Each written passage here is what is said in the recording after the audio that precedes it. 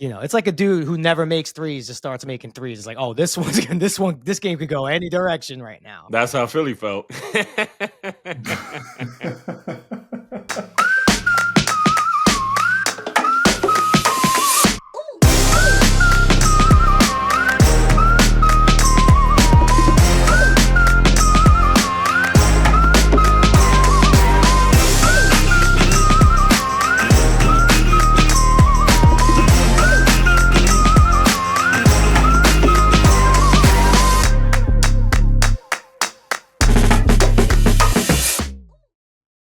This football season, Fanatics Sportsbook is where fans play on game day. So Fanatics Sportsbook is counting down to kick off with the $5 million jersey drop. Jerseys are dropping every single day. Just log in daily for your chance to win. It's time to suit up for season opener. This is Fanatics Sportsbook, the most rewarding sportsbook. Gambling problem? Call 1-800-GAMBLER. Connecticut, call 888-789-7777. Massachusetts, call 800-327-5050. New York, call 877-8-HOPE-NY. Maryland, visit mdgamblinghelp.org. Please play responsibly. What's up, everybody, and welcome back to the Roommate presented by Fanatics Sportsbook, where the vibes are always immaculate, a Playmaker original. Obviously, as always, we got Matt and JB here. We have I keep wanting to say special, but I feel like I say special too much. Yeah, we have an amazing guest. You guys probably know him from the big screens, obviously Turtle and Entourage, Proctor and Power. I'm not a huge Power guy, but you actually did a good job when I watched it, when my wife was watching it. But one of the biggest Knicks fans around, Jared Ferrara. What's up, my guy? What an intro. He's not special. Kind of watched Power. Really. I said amazing. I said amazing. You did say amazing, not special, and I kind of was forced into watching Power. But I'll take it, man. You were great in Power. I didn't get, I couldn't give the full, critique of Power because I saw it. But when I saw, you weren't there anymore, I was like, dang, dog, why my guy gone? You know what I mean? That's what happens in Power. Everyone gets it, and you don't even know when you're gonna get it until the day before. And next thing you know, wow, I'm really out of a job that fast. You guys gave me 24 hours notice. Damn, really? It comes quick, yeah. It's like Hard Knocks. They tell you, bring your playbook, and they cut the player. That, bring your script. We're killing you tomorrow. You're out. It's like Game of Thrones. That's kind of wild. Yeah, it's like Game of Thrones. Game of Thrones was by far the most wild TV show because it doesn't matter who you liked. They were going to be gone. It was a wrap. And I think that's what Power captured a little bit. If you will take the life of one of the main characters early on, then the audience knows all bets are off. It's like a dude who never makes threes just starts making threes. It's like, oh, this game could go any direction right now. That's how Philly felt. See, I tee you up. You didn't tee me up in the intro. I just teed you up for that. People at home right now are gonna be laughing their ass off. No, that's funny. Who was it, Josh, in season 1 Game of Thrones that they killed? They were like, oh, they're not. Was it Eddard Stark? Yeah, when they beheaded him, they're like, oh, anything could happen in this show. Yeah, that one hurt because the whole series, everyone's like, you like him, this dude's good dude, loyal, has principles, all that stuff. All right, he's gonna be the dude. And then they just cut his head off. Well, what about the Red Wedding? They killed 3 main characters in the one Red Wedding scene. Was crazy. That was dark, man. The Red Wedding was probably one of the most wild TV scenes. I couldn't say that again. I just couldn't hear you clearly. I said the Red Wedding was one of the most wild TV scenes. Okay. Did you even watch Game of Thrones? I watched season 1, and I'm not gonna lie, I couldn't watch the rest. Yeah, what a loser! I just couldn't do it. I don't know why. You just had to get past season 1. That's it. I'm so happy once you got past that, fire, Jalen, because it was the same for me. I just couldn't, bro. I couldn't do it. I made it through season 1. I tried. I was like, you know what? It's over for me. You're either in or out with that, I think. You're either all in, I love this, or you're way out, I can't watch this. Yeah.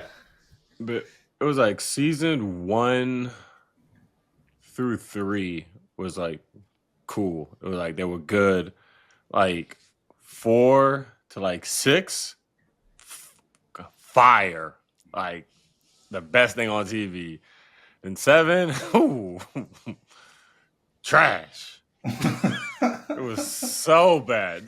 See, this is what I love. Oh, I always do this with I always try to make comparisons with sports, right? This is why I respect so much what you guys do, because I couldn't imagine if I go do a scene and I was like off that day. I didn't know my lines. I felt like shit. I had no energy. And then I go home. I'm like, all right, I'm going to put HBO on.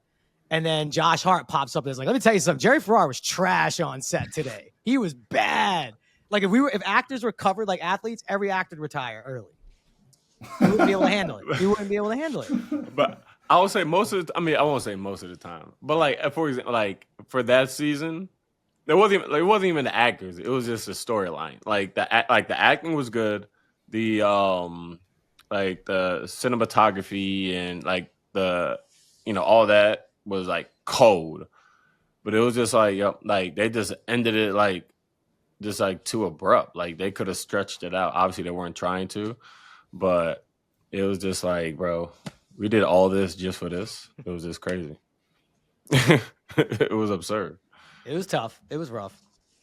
Nah, but JB, that'll be if you can get past season 1, it'll be a good one to like binge watch during the season. I don't know, bro. Jerry, how you think the offseason been so far, man? Listen, again, pure fan perspective. Been watching this team since Trent Tucker hit that 3 with 0.1 on the clock. What I love is there's just no leaks. Like you have no idea what the Knicks are doing. And when they make the move, it's done. Again, I like to think I'm plugged in on like the fan side of things. Like I think I might know, oh, maybe this guy, maybe we're trying to get this play. I had no idea the Bridges thing. It changed my whole day. I had like a whole busy day. I canceled the day and had to lock in and wait for more details to emerge.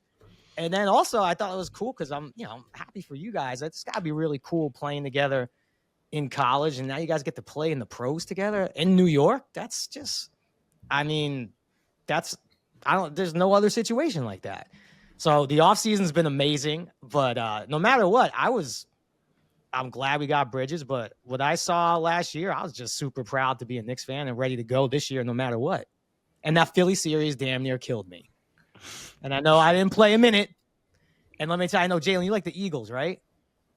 Yes. Is that true? All right, look, I'm a Giants fan, all this. I love the fan stuff, but for the first time in my life, I was unhinged on social media. I keep social media tight. I don't talk trash. I talk sport. I was unhinged. I almost had to like end my account. The Philly fans were so mean to me. I couldn't even imagine what they were saying to you guys who are playing in the game.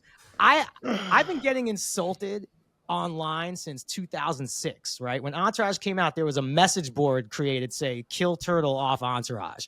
So I am desensitized. I laugh at all the hate. I think it's funny. You really got to say something to get me to be like, oh, man, that was cool. The Philly fans on Twitter had me in my feelings and almost ended me on Twitter because they were just, I don't know how you guys do it during the game because I barely could handle it on social. They by far, and Philly fans, if you're listening, I don't know if you are, you guys really don't play games.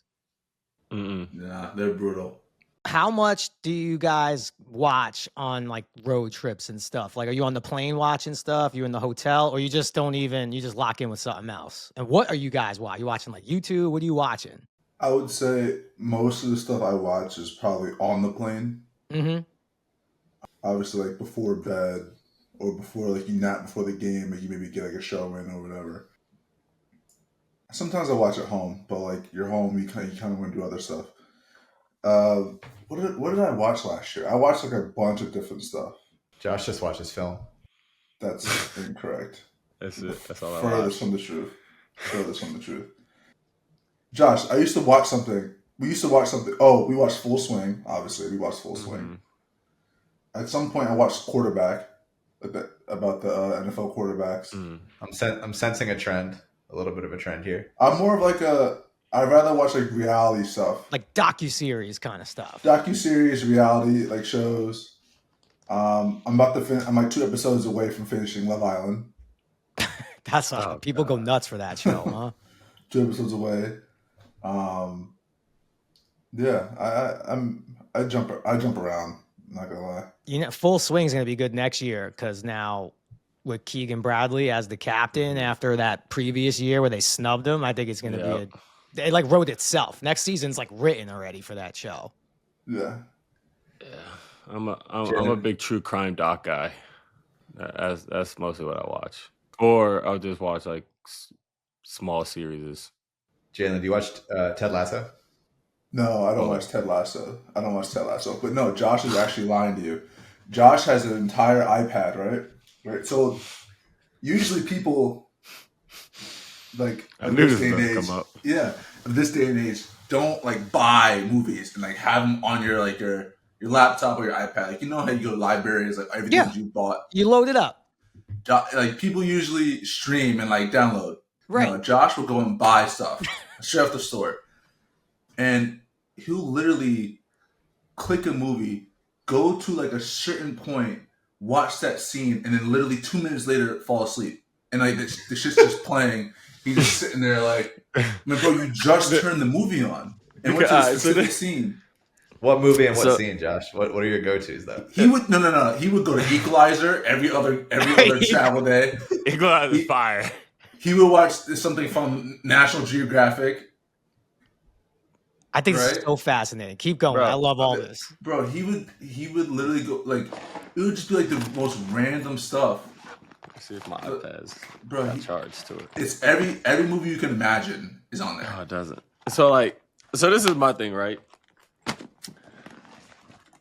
If we're on a flight and I'm doing something, like I'll watch a true crime doc or I'll watch like The Chosen, and then I'm like, all right, I'm done with whatever this is, or I'm done with this episode. I don't have the next episode, and it's like an hour left of the flight. I'm like, okay, I can't watch a whole movie, so I'm gonna just go to like the good scenes on whatever. So like I'm gonna go to Equalizer. I'm gonna go to like the scene where he like kills everybody upstairs at the beginning and at the end. I'm gonna go to Equalizer 3. I'm gonna go to what other? Equalizer 3. But it'll be random ones because it'll be like stuff like that, Transformers, and then you just see me like turn on like the end debate of great debaters. Like I'm all over the place. Marshall, like I have everything. I have these movies. Dark Knight too, or no? Huh? Dark Knight is on there. There's a Dark Knight scene you love. Heath Ledger Dark Knight, right? Yeah, not the Tom Hardy Bane one. Yeah. Heath Ledger Dark Knight. Yeah. Always. So it's like I have an hour. So if I watch these 4 scenes that are like 15 minutes, we're going to be landing and then I'm done. So you can't start a movie and then be like, all right, I'm gonna press pause, and then when I go to sleep later, I'm gonna put it back on before I go to sleep. Watch it before I go to sleep. You can't. You have to, like, once you're in for the whole thing, you need the whole thing. Yeah, like because if it's like the same thing with like Law and Order SVU. Like if I start it, like I gotta finish that. Who's it doesn't matter. Killer? Like I don't care if it's 3 a.m. and we have like a game the next day. Like I have to finish that episode. So it's like that's why I had to stop like going to sleep to SVU. I'm just like I'm up until like 2 a.m. because I gotta watch. I gotta keep watching. You can't fall asleep during one of those shows. It puts you on edge. Yeah, it's impossible. Yeah, but then we would either do that or, Josh actually stopped doing this like midway through the season. We all like a couple of us have Nintendo Switches. Yeah, we'll play Mario Kart. Yeah. And Josh used to get his ass murdered. Josh, you look like a Bowser kind of driver. You a Bowser driver? Bro, I never played Mario Kart. And then him and Dante. That's your first red flag. That's crazy. I never really played it, bro. I never had, like, growing up, like, we didn't have bread to have, like, video game consoles. Like, we had a PlayStation 2 at one point. But, like, we didn't have, like, that much, like, consoles. So I didn't really get to play that much unless I was at, like, friends' houses. So, like, I get the Switch. I'm like, all right, cool. Like, it can't, like, like a handful of times before. It can't be that hard. And I started playing, and then like the first game, it was like Jalen gets first, Dante gets second. They're like battling. I'm like 8th or 9th, like with the cannon. You're in the cannon trying to catch up. Battling with the computer, trying to get like I'm not even in the top 5. I'm like, why am I doing this? Like, it's pissing me off. These dudes want to play every time. Like, literally, Jalen's like would take off. Jalen would sit there. He'll say a prayer right before we take off, and then like in the like not even like when we're cruising, like we're still like ascending, and he's like, yo, you got you bring it, you bring your Switch. I'm like, I was just like, you know what, I'm not bringing it, because like I would bring it, and then I'm like, bro, I'm not gonna play. Like, nah, just play a couple. So I was just like, you know what, I'm not bringing this no more, bro. I'm more impressed that the Wi-Fi is good enough to link up. It's just like the local play. Oh yeah, if you play like locally, like locally you can link up. Okay. Yeah. I was about to say, you guys got that. You streaming games on the airplane. I got to get on that I flight. wish they need that Starlink. You know it's available, right? You know that's out there. We could have. They just haven't given it to us yet. It's there. You could be playing on the plane, but absolutely. But we're still going to be paying like $30 for. Oh yeah, no, it's going to be horrible Wi-Fi. Yeah, $50 an hour for texting. Jared, do you still game? Cause what you was goated on COD for a while. Yeah, man. When I was like the young guy, I definitely, before kids and marriage, and I would basically, gaming kind of kept me out of trouble. You know, especially when like shooting Entourage, my main goal was to not get fired and not lose my job. So I would shoot all day. Look, I did go out and have some fun, but those dudes would go out. I went back home and grinded some COD. That's also probably how I turned into being like 200 pounds. Which was good for the character back in the day. But yeah, man, at one point, I think I was top 100 in North America, not globally, Josh. Mm-hmm. You didn't put that in my intro. I should have asked. I should have texted ahead of time, throw that in my intro. But yeah, I mean, now I'm trapped. Now these little 10-year-old kids just wax me. Now I can't hang at all. It's crazy how good kids have gotten at Call of Duty.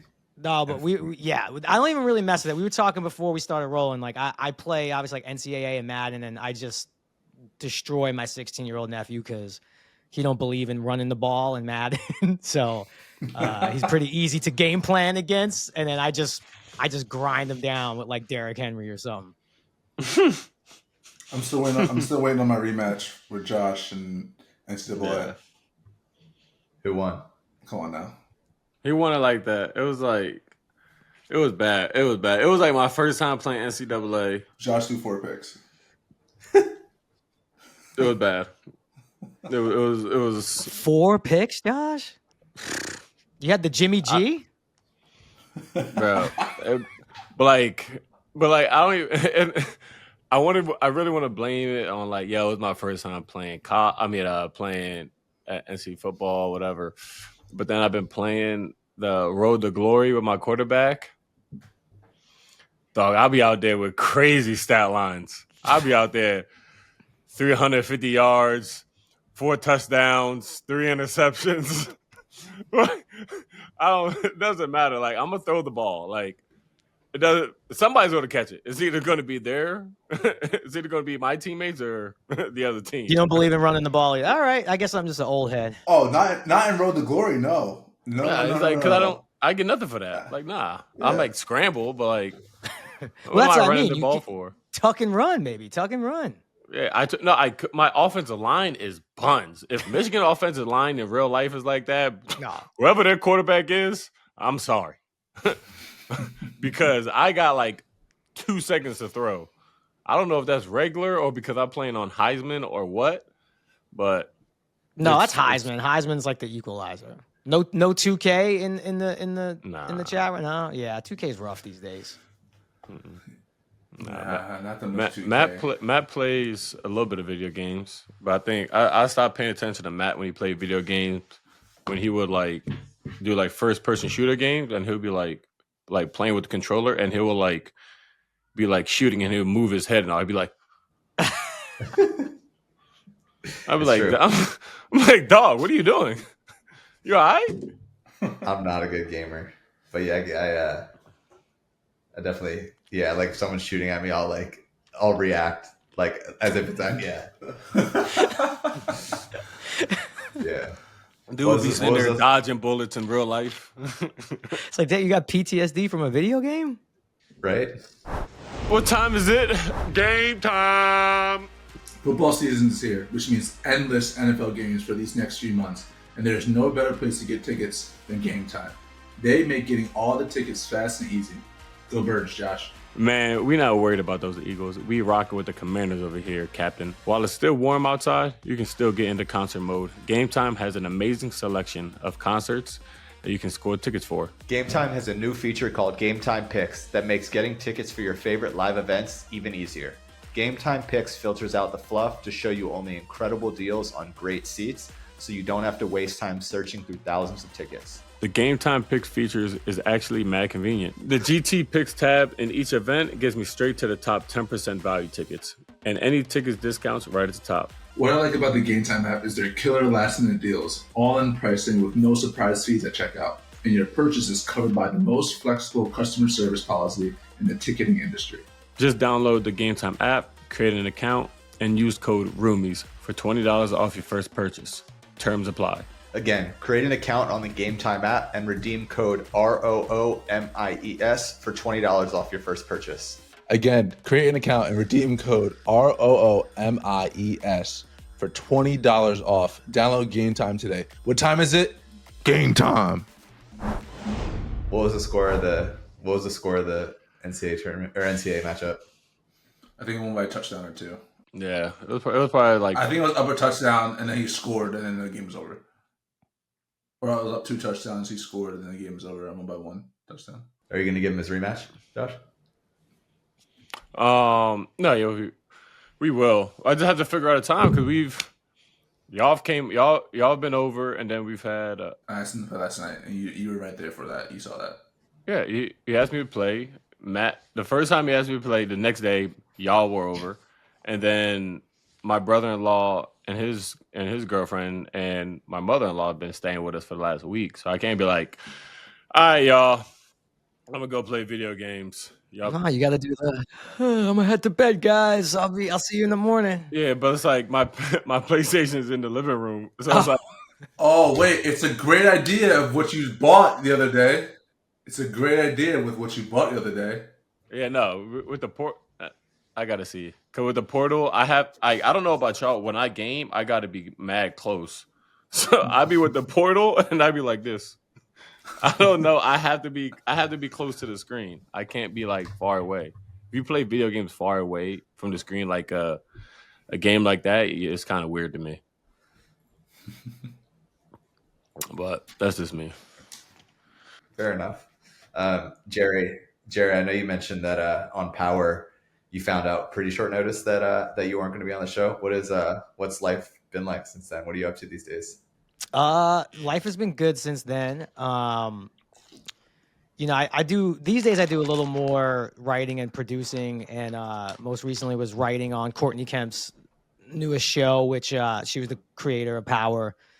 Cool. And then we survived 2 strikes last year, so seeing a whole business change, like all of scripted stuff is changing, And it's funny because now people are like going back to theaters. Like the summer box office is starting to light up with like Deadpool and even like the Twisters movie did well. So things are picking up. It was rough last year just because I've been through 1 strike years ago, but I barely remember it. I was a lot younger. So going through a strike as like a grown man with kids, it's like this thing's got to end this strike. So things are back on track now. But look, I got to play a lot of golf. I got to watch a lot of sports, but now I'm back on the grind. I just finished up a movie down in Nashville. Never been to Nashville. Interesting place. Definitely could have a lot of fun down there. I was in bed by 9 though. And so yeah, life's been good though, man. That's awesome. Oh, my kids just broke in here. You guys got to out, please. They can say what's up. You can come say what's up real quick, but we're doing something very important. Hey, Jacob, wait, hold on. Who do we love in this house? What basketball team? Don't mess this up. The Knicks. There we go. Who do we There not we like? go. Who do we not like? Pacers. That's right. Who's your favorite player on the Knicks? You guys are going to be unhappy. Mitch. Mitch. He's very concerned when Mitch got No, I can see that. That's a great answer. That's a Yeah, good that's a answer. good answer. You love the But we Knicks do- too, right? Yeah. All right. Can you head out, please? There we go. Thank you, boys. Well, Sorry about that. I have It's no all about control. the captain. Listen, I He's tell. our favorite player. Capitão. He asked about you one time, though, Jalen. And I was telling him like he ran off and started playing with a transformer. So sorry about that. Gotta love recorded podcasts. I have no control. I have no control in my house. None. Send help, please. I got nothing for you, buddy. He actually was watching. He snuck down in his room. By the way, that Philly series almost killed me. We could talk about that later on the fan perspective if you want. But he came downstairs and saw one of the first things he ever saw was Embiid pulling Mitch down, and Mitch got hurt. So he was very concerned. He never saw a player get hurt before. So I had to explain to him. And then we made a little video and we put it on Twitter. And Mitch responded to him on Twitter, which I thought was mad cool. So he'll love Mitchell Robinson for life now. That's dope. Yeah. That's dope. Spoiled little kid, though. No Knicks responded to me in 1994. That was a good year too. But It was a good year. I cried, though.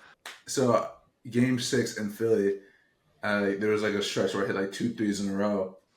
And I did like my celebration kind of like in front of their, not to their bench, but like it was in their area of the bench. And I like faintly see this woman. I think I just see if someone just flipped me off. I was just like, I didn't like look back, but I remember watching the game again and seeing it. You don't see it zoom in, but you just see this woman sitting on the side, like next to their bench. You just see her go with so much force. I was just like, oh yeah, she did flip me off. But then like the Philly, the Eagles fans are like the fans who they like threw snowballs at Santa. Yeah, almost killed Santa. Philly It's fans are the best and worst fans of any sports team like ever made. The fact that they was out there whooping what's his name? Michael Scott's ass at a tailgate was so crazy. Like, bro, y'all out there fighting a Philadelphia 76er over the Eagles was crazy. Yeah, I don't know how. Again, I've never been unhinged on social media ever where I was worried what I was gonna say. Josh, look what I just got. Oh, that's hard. That's fire. Yeah. Your Eagles too, Josh? Hell no. Oh.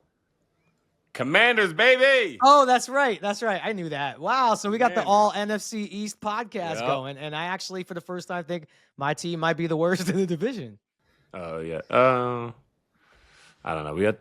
We lost y'all twice last year, I think. Yeah, you're the only team we beat in the division. That's it. We Yeah. only beat the Commanders in the division. You know That's what? it. They always tell me about me buying stuff on the pod. I'm about to buy me a Jalen Daniels jersey. Jayden Daniels jersey. You don't even know his name. It's Jayden Daniels You said Jalen. because we're doing the pod, so you were on my mind. I'm always on your mind. Wait. Let's just be honest. On the football note, though, what are your guys' Caleb Williams predictions? There's a lot of hype. I think he's going to be nasty, and I think me and Leinert were talking about this. I think they got top to bottom the best full receiving core.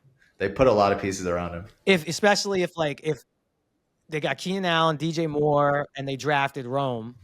Oh yeah, I like them from Washington. So if he has a good rookie year and the offensive line keeps Caleb upright, I just think that's a nasty off. And they got why am I forgetting? DeAndre Swift too, out of the backfield, who also could catch it out of the backfield.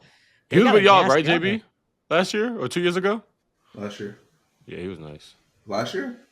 Yeah, last year. Yeah. Like seeing kind of like some of that on Hard Knocks. I don't watch Hard Knocks, but I saw it on Twitter. Just the process of the running back market and Saquon being one of the best running backs in the league, and just the disrespect that they get is absurd. when you were going to get your jersey, we were saying that Philly fans are crazy because they fought their own Sixer over wearing the wrong jersey. Mike Scott. Yeah, they was out there whooping Mike Scott ass at the tailgate. Mike Scott. No, so they over there fighting their Sixer, bro. What you think they gonna do to me? Mike Scott actually held his own. No. He didn't get his ass whooped. But like, just the fact that there was like 3 people out there trying to fight Mike Scott, and it's like, bro, he's a Sixer. So if I pull up as a Knick wearing a Commander jersey, whoo! I can't help you out there, buddy. I'll watch. What if you bring James Johnson with you? Ooh, that'd be a good. He's good. We might have to. We might have to just bring him over from Indiana. Just have him. Just trade him for Philly series. It would be good. Great. JB, was he with you in Dallas? Yes, he was. He actually, when my dad's first year with Tibbs in Chicago, I think it was his second or third year. It wasn't his rookie year, but it was like the year after his rookie year. He like gave me my first pair of Beats when I was like in 8th grade. So like I've known him since then. There you go. Got my Jayden Daniels jersey, baby. You ordered it already? Yes, sir. We up. Commanders, baby. We up this season. How come no one gives you crap about Commanders, but they give me so much crap as an Eagles fan? Honestly, because the Commanders are never a threat, and it's not even. I feel like that's why. It's because the Eagles have won Super Bowls. Super Bowl.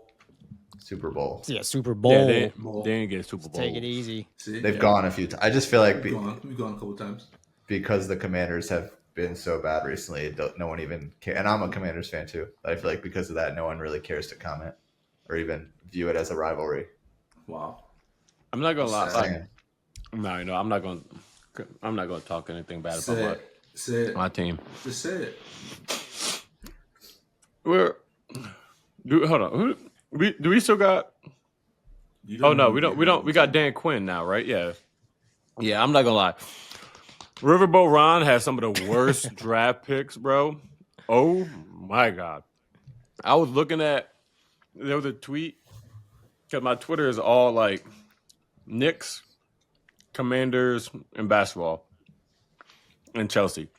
So they were showing like some of the people that he drafted over like Damani Brown over Amon Ram. I'm like, what are we doing, bro? Like, what are we doing? Emmanuel Forbes over the other cornerback that was lights out last year. It's like, Hey man, people make mistakes, dog. No, yeah, for sure. Mistake. You can make a mistake, but after like 8, it's like, you know what?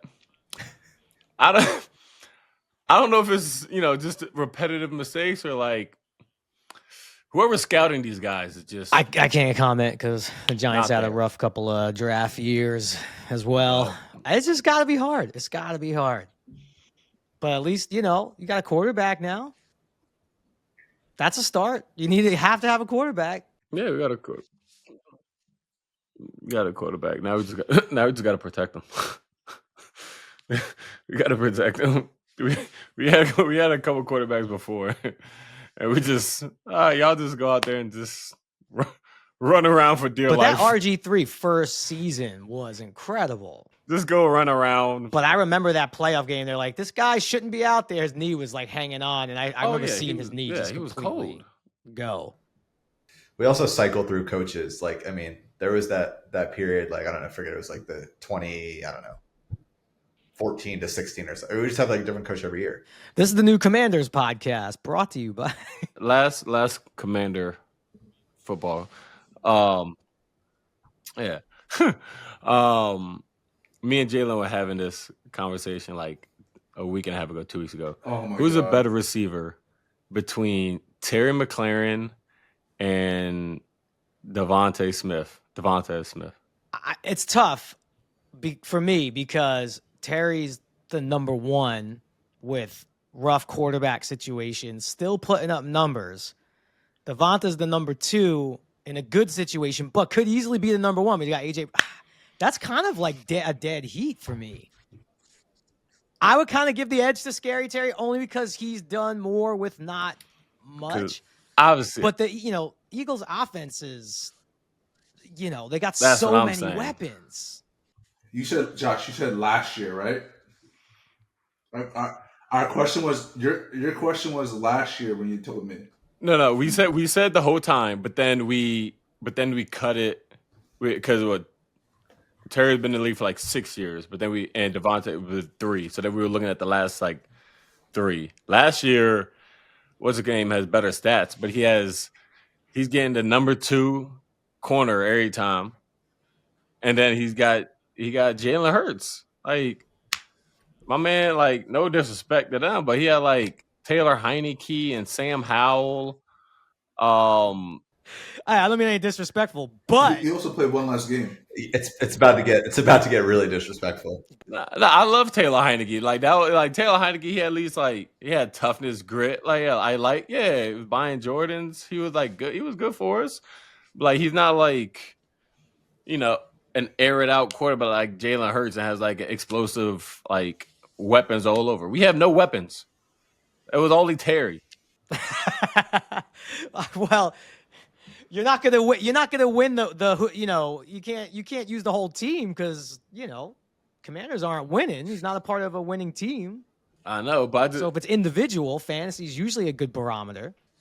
I can't believe I'm lobbying for the Eagles. We got to get off this. I'm lobbying for Eagles players now.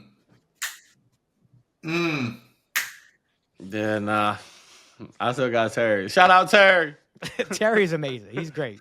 What would this is completely switching gears, but if good. I don't want to talk about the Commanders no more. If you had to assign an Entourage character to guys on the Knicks, like who would everyone be? Well, first of all, I could tell you guys, your phones would be ringing with our producers asking you to come do a cameo. For sure. Like, I get asked that question a lot. Like, if Entourage are made now, who would the cameo? For me, I'm always just like Brunson, Hart, like any of the Knicks for sure for me, because we had a lot of athletes on the show over the years. And also, we shot courtside on those Laker games always because we were out in L.A., and I don't think MSG would ever let us do that. But to me, that always would have been the coolest episode of Entourage ever if we could have shot at Madison Square Garden with us sitting courtside. But also, the team was a little different back then. But also too, the 2 times I feel like we shot at Staples Center, both games Kobe was injured for. It was like Smush Parker season.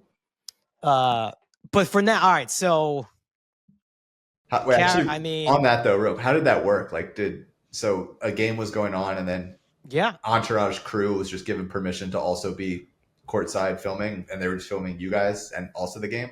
Yeah, that was always the best part of the show. Was we shot at a lot of live events, which scripted stuff doesn't usually ever do. So with the Lakers, it was, they didn't want us there, first of all. I mean, they did, but you can't interrupt the game. So we have like these little cameras that were set up instead of our big film cameras. And it becomes almost like a live play for us because we're watching the game and we have all this dialogue. And I remember I used to always try to give my lines away because I just wanted to watch the game. So I go over to like Kevin Dillon, who played drama, and be like, just take this line, bro. You'd be funnier saying it than me. Because I actually don't want to have to wait and actually say line. This part of the episode is brought to you guys by Fanatics Sportsbook. So Jerry, it's been almost 20 years since the Malice in the Palace. Why do people still think that it was you that got KO'd by Ron Artest?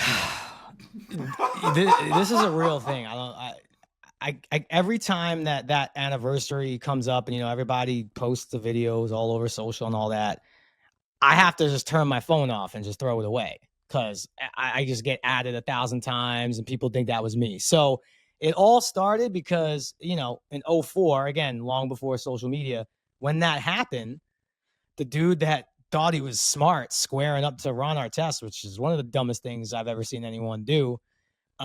He had on the jersey. He was a little bit heavy set. He had a beard and a little tilt on his hat. And I think they said on SportsCenter, and now Ron Artest squares up with Turtle from Entourage, and then boom, drops him. So that was like back then, and it just found its way onto social media, and people love either joking around that was me, or some people think it was legitimately me. And I always say two things. One, never be caught dead in the Pistons jersey, no matter what character I'm playing. Sorry, it's just never going to happen. Two, I have this really, I like the two best attributes that kept me safe in Brooklyn was one, I always know when to go home. And two, I always know when the fight's going to start. I just could see it. I feel it. I knew when Melo punched Marty Collins at the Garden, I was at that game. I grabbed my girl. I'm like, no, the fight's about to happen. I would have been so out of the Palace long before I just would have grabbed whoever I was with and say, just put your head down. We're leaving. Shit's about to go down. I would have not that dude. I still can't believe this day he thought squaring up in that situation was right. But yeah, people still think it's me. You'll see on November 19th, you'll be scrolling through your phone. You'll hear it and you'll pay attention to it and you'll see Sports Center will at me, Bleacher, everybody will at me saying you got knocked out by Ron Artest. So funny. Yeah. Oh, was it Jermaine? No. Oh. I think it was. Jermaine was the sliding punch. Jermaine came in, and the sliding punch, which I do think the dude was also involved in, who I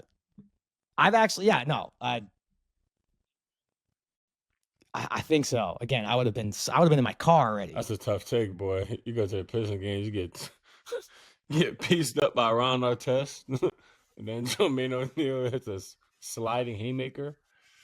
That's a tough day, boy. I can't go home and look my mother in the eye after that one. Nope. Jerry, are you still big into sneakers?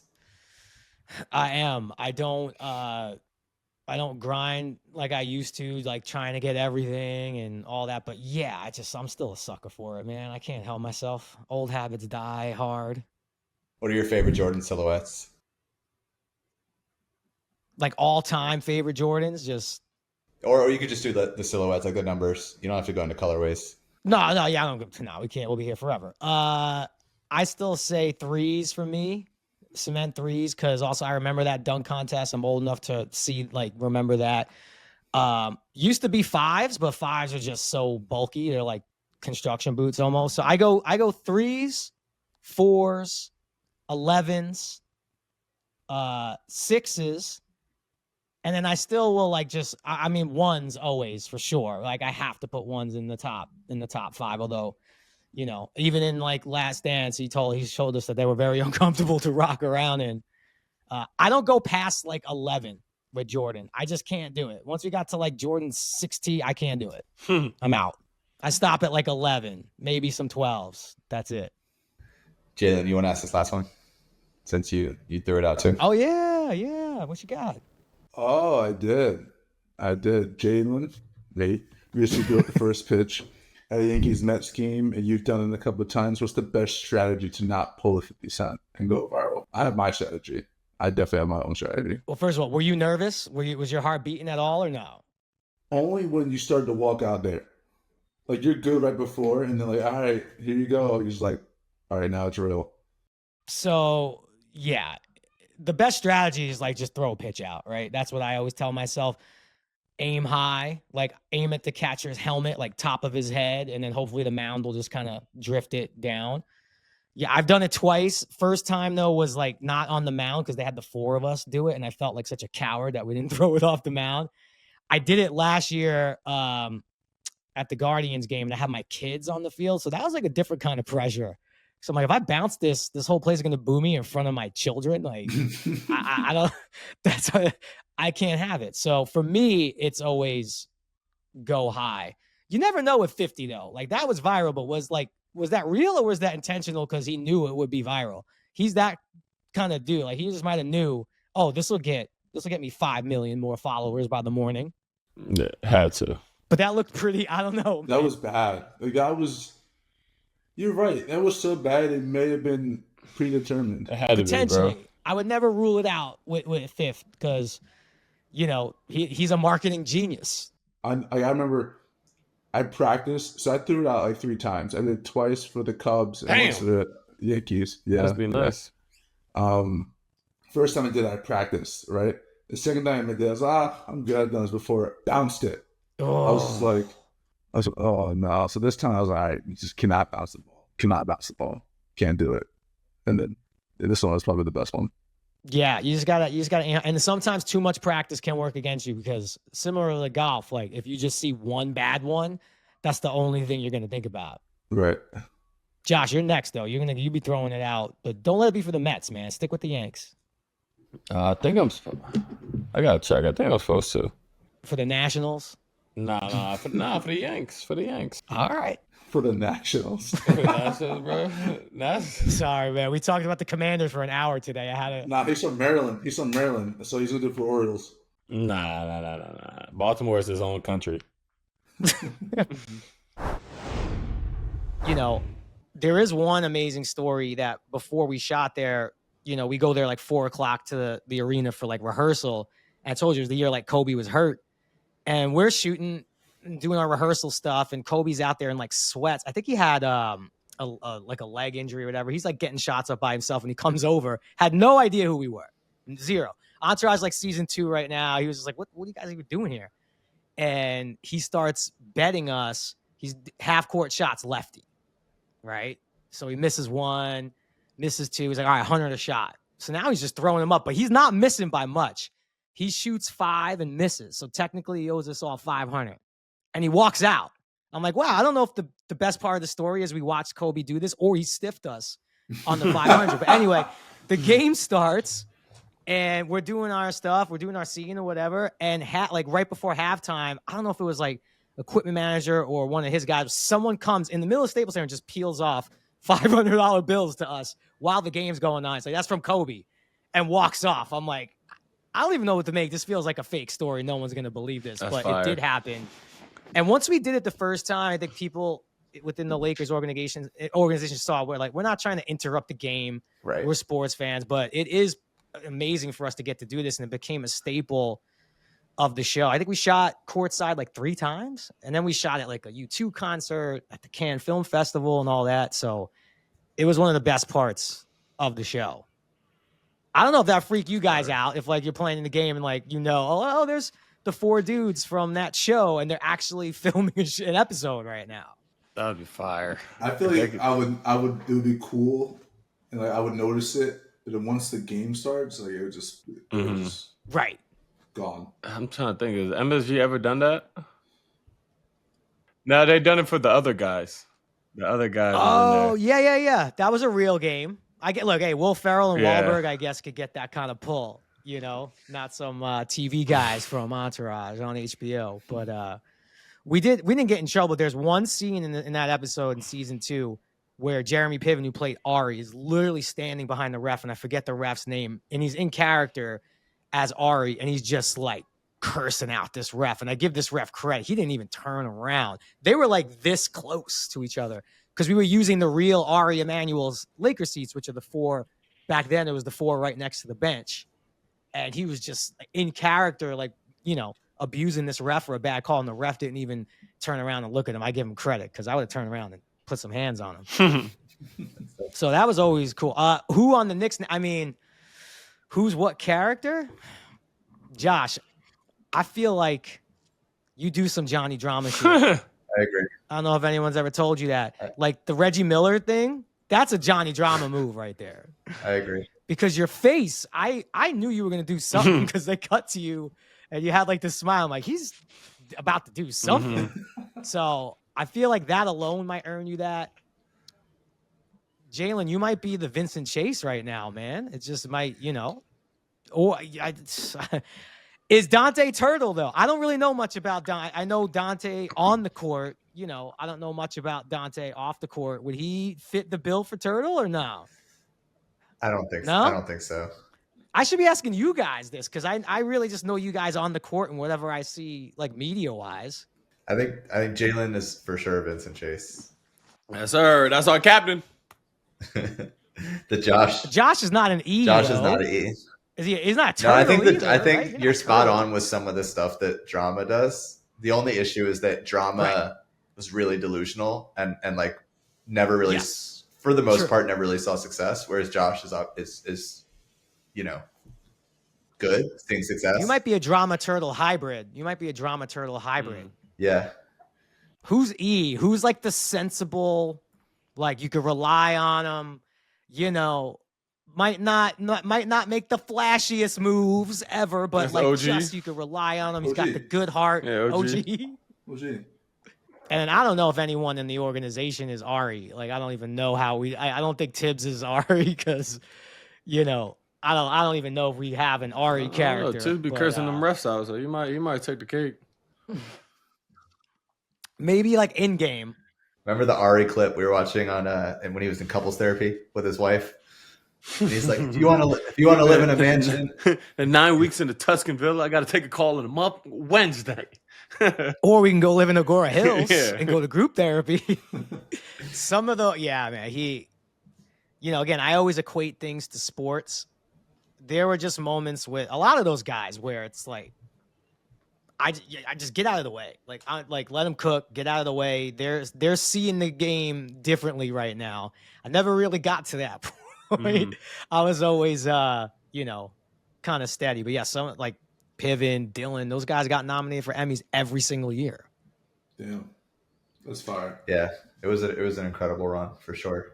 I feel like too, it was like I feel like shows now I don't want to say they stick around longer than they potentially should, but like I feel like a show, I don't know, I feel like it was like it like ran the perfect amount of time. I thought the ending was great. Like I don't know, it didn't overstay its welcome in my opinion.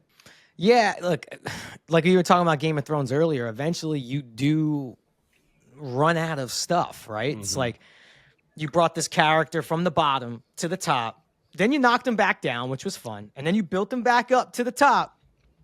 Now what? You're going to knock him back down? Like, you keep doing the zigzag, eventually it gets a little stale. So, you know, I always ride hard for like those early years because also we didn't really know what we were doing. And we were just letting it fly. And then once we became successful, then the expectations start. Again, you kind of equating it all to sports. It's like, oh, now we have to be this like acclaim show because we were getting nominations and all this stuff, big show on HBO. And then, but yeah, I put those first 5 seasons up against a lot. Pretty proud of it. Yeah. The other thing too is like it was such a moment in time because it couldn't get made today. You know, like I don't think at least with some of the dialogue. That is definitely a conversation. Like, you're probably right. Also, too, you know, we were talking earlier about people. You know, not a lot of people go to movies anymore. A lot of the show was made on like, all right, Vince is doing this movie, and this movie's got to be good. So, like, what's he doing now? You know, is he doing a movie hoping people are gonna go see it? Because everyone has that problem. So, what would the like Hollywood portion of the show? What would that storyline be like? You know, my character ended up pretty rich. I think he lost that all in some NFT or something. I think he got hustled on an NFT and is broke again. But yeah, I don't think he could do it now. Probably. Speaking of your character, we're doing a pod with Mark Cuban after this. Oh, really? Mm-hmm. Listen, he probably, yeah, I'll never forget too, the year that, was it the year that, it might have been the year LeBron, the first time he went to Miami, it was at 2011 or whatever. He was on the show, right, playing himself, and I saw on the call sheet, like, Mark Cuban has a hard out at, like, 6 p.m., like, he has to leave. Like, no matter what we're doing, he's out of here at 6. So, whatever, that happens sometimes when we have all these cameos, and we're shooting, and we shoot all his stuff first, right, and then it, like, hits 6 o'clock. I still have to do some of my stuff, but he's getting in the car. And I was just, like, chase after him, like, what's going on? He's like, it's opening hours of free agency. I forget how, because like West Coast hours or whatever. Mm-hmm. And I was like, who's your first call? And I think he said Dirk, but because I think Dirk might have been a free agent too, but they knew he was going to sign. And I knew for sure he was like calling LeBron. It was 2011. I thought that was so dope. He rode off and it's like, man, that dude's about to be on the phone for hours in free agency. And I just want to like be in that car and just hear, you know, what goes on like those calls and stuff. I thought that was great. Yeah. That's a good reason for you to leave, Mr. Cuban, instead of being on our little show. Go get yourself some free agents. Was that the year they won? Mm-hmm. Yeah, it was. Yeah, right? Or coming off that? Well, it was the year before, right? Like, it was going into free agency. So that first year, Miami lost to Dallas, 2010, right? So 2010. So, yeah, it was before that season. It was the season before they won it, yeah. Crazy. Mm. So, and... of course, ask him about Avion Tequila. He'll probably laugh. Same question about Entourage, but we see it here. Who would the Knicks be if they were power characters? Man, it's tough because everyone in power. It's so, oh man, who's Ghost? I gotta ask you. I can only go off of like what I see on the court. Who's Ghost? Who has the two personalities? Who has Ghost and James St. Patrick? I'm flipping it back to you. What do you think, Josh? No one's Tommy. Could we admit that? No one's Tommy. We can do Dante. Could be Tommy. No, but Dante's Tommy. That's easy. Yeah, we do Dante. That was Tommy. easy. Jalen's either St. Patrick or who was that politician? Tate. Lorenz Tate's character. Tate, who also played Tate on the show. That's okay. All right. No one's 50's character, right? No one's Kanan. Who's Kanan? Julius. Okay. Yes. It's hard because, Power's a whole different vibe than Entourage was.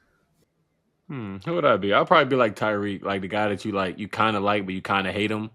And he's like kind of annoying, but you deal with him. Come on, man. Why we gotta leave Michael Rainey alone? You just explained Josh to a T. Yeah, You just explained yourself to a T. Yeah, I feel like everybody was like they liked Tyreek and then Tariq, and then at some point they changed, they hated him, but then they still kind of liked him a little bit, and like that's probably me. Proctor would be like Mikel. Really? And then just good at getting out of tough situations. Yeah, just Power's tough. Power's tough. It's all crime. You did good though. Yeah, that's pretty good though. Yeah, not bad, right? This is totally different. I don't know why this. I think maybe just because this was on, the story time thing. But Jerry, you went to Lincoln High School?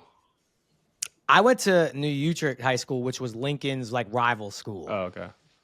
I was wondering. Lincoln was in Coney Island. Yeah. I grew up in Bensonhurst. Oh, okay, no, I saw that. I was just like, I remember Lance went to Lincoln, so I was about to be like, okay, Jerry grew up in the trenches. Nah, okay. Listen, well, I'm old enough though. You know who was on Lincoln when I was in high school? Marbury. Marbury. Yeah. And that, Isn't that where Sebastian really Telfair play- went to? What's that? Telfair too, right? Telfair then after that. Yeah. And that was coming off like, first it was like Felipe Lopez was like the New York legend. He was on the cover of Sports Illustrated in high school, went to St. John's. And then the next kid up, because he was a kid, was Marbury. And they put together his team and they were showing the Lincoln games on ESPN. At that point, you didn't see high school basketball on ESPN. This is 1994. So those games, like even like when we hosted them, everybody was there rooting for Lincoln. Everybody was there rooting for Lincoln, watching Steph.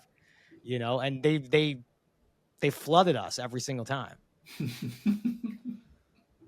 And everyone, I remember, hopeful that he would like go to St. John's or like stay close, and they went to Georgia Tech. But yeah, that team was crazy. And this was like long before like serious AAU stuff. And but yeah, man, that Lincoln, and then that was from it's kind of what Spike based a lot of like He Got Game on was Lincoln with Ray Allen and Denzel.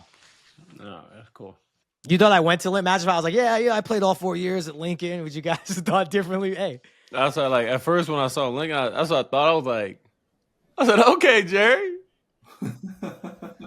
Josh, this is random, but only because you mentioned it. What is Lance like as a teammate and a person? Oh, one of the greatest dudes, bro. I love Lance. And one of the funniest dudes out there, bro. So Jerry and Matt Line are starting a podcast, as we've just been made aware on this show. So everybody definitely check it out when it comes out. But they need some help picking out a name. So Jerry, you want to share a little bit more about what you guys are going to be covering and gives people some inspirations they can think about it? Yeah, we have some good name options, but it's literally like naming a child at this point. We're having so much just back and forth. But yeah, obviously, Matt from his USC days, Heisman winner, NFL player. What's funny about us is we were both kind of running around LA like the same time, early 2000s. He was like the Hollywood quarterback. I was like the Hollywood sidekick almost. So yeah, we'll definitely be talking a lot of college football because I got a lot to learn from him on that. And then I'm going to probably get him talking more hoops because he's a big hoops head. And then also it's like we got 2 kids the same age. We're both trying to struggle through this thing called marriage and make that work without with balancing all of it. So it's going to be fun. But yeah, please you got some names, throw them out there. We're naming the podcast baby right now. Someone said the pod couple. I thought that was kind of funny. But I'm like, maybe we could maybe work with that. Sometimes with podcasts, like as you guys probably know too, it's like you don't want to have the name that you have to explain. Yeah, it's called this, and here's why it's called it. You just want it to be like you guys roommates. I get it right off the bat. Boom, I know what it is. I know what I'm about to hear. Took us a little while too. It's tough. I'd like to talk off air to see what some of the other options were. Oh, we had some trash options. It took us a long time, a very long time. Mm-hmm. I remember we had a list of like 15, and Jalen was like, "I don't like a single one." It's so funny though, because the roommate show. It's the perfect name though. It's so funny. Like I don't know if you guys had a debate on that, but I couldn't imagine it being named something else, which means you have a good name.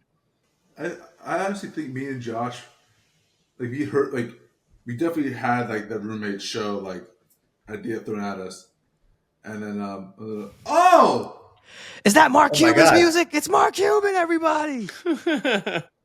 What up, boys? what's up? Another day in paradise. How y'all doing? We are chilling. This is a sweet surprise. That was like a WWE episode. Mark just came out like it was like the Royal Rumble. That whole season 7, that's the best season by far, right? It's the best season, Mark. It's the best season. No, you guys know, like, I did like 8 episodes plus the movie. So it wasn't just like walk in and walk out. I walked in and we did, they had me for a cameo. And then it was all of a sudden, it was like, hey, you want to come back and do more? We're going to start pumping this Avion Tequila. And I'm like, sure, let's go. I told him before too, Mark, the one time you cut out a little early because it was like the opening of free agency. And you were like, I have to go, guys. I have to be out of here. Exactly. That was like 2010. That was the LeBron year too. That was like, yeah, absolutely. And so I'm on the phone trying to get it done, and it's in California, so it was earlier, and it was crazy. I feel like the interesting thing about the Avion integration that I don't even know if we've seen since, is like it was such a central part of the storyline, but then it's also a real product. And I can't even imagine the value that was brought to the product because of that. Like it's so much more than product placement. It was all storyline. A lot. Like A lot. Everybody asks me if I own it to this day. Oh man, how much money did you make when you owned Avion, man? Did you make a lot of money? I'm like, no, dumbass me. Didn't even ask for stock, nothing. Same thing here, Mark. And I was the face of it on the show. I know, it's crazy. I know. How much money did you make, Turtle? Yeah, the character made a lot. you made fake money. Yeah. The character made a lot. Jerry, I know your house in the movie was sick. that's funny, man. That's back in time right there. It's crazy how long it's been since then. I think I was still in elementary school at that point. Jalen, you were like 10. I think you were like 10 years old, man. Josh, you were what, 12? Yeah. 11? 2010. I was what, 15? I think I got audited this year while you guys were in grammar school. It was a lot of fun, though, man. We had a good time. And you were great on it. And then what about Bob Odenkirk? What about Bob Odenkirk, right? He was like saved, and then all of a sudden, bam. That's right. He played, Bob Odenkirk, who Saul from Better Call Saul and Breaking Bad was like your executive, like your key executive. Cool small part, and then he goes on to like become one of the most beloved characters in television history. Just crushed it. Yeah, Doug took care of me for sure. I owe him a lot. It was a lot of fun. Prior to that, Mark, had you done any scripted stuff? Oh yeah, just little stuff. I mean, mostly cameo, but I like doing it. It's like left brain versus right brain. The business side I got. When you walk in, even when it's a cameo, I mean, you've done stuff like that. It's just like you got to let it go, just go with it. And then on Entourage, they had who was the guy, the Hispanic guy, great actor, right? And now all of a sudden I got to do scenes with this guy and like have a sense of dialogue. And it was just a unique challenge. And then of course I went on to bigger things with Sharknado 3, where I played the president. Yes, you did. And the story there is they offered it to Donald Trump first, and chances are, if he would have said yes or he would have been able to pull it off, the world would be a different place. You had no idea, JB, did you? No. Come on, no, Josh. You do. I had no idea. Cool. So, Jerry, we appreciate you coming on to the podcast, man. Much love. We appreciate you, big fans, and make sure stay tuned for his podcast that's going to be hopefully coming out soon. Give him some name ideas. So yeah, Jay, we appreciate you. Thank you guys. Keep up the great work. Thank you, Jerry. Appreciate you. Yes, sir. Appreciate it, my guy.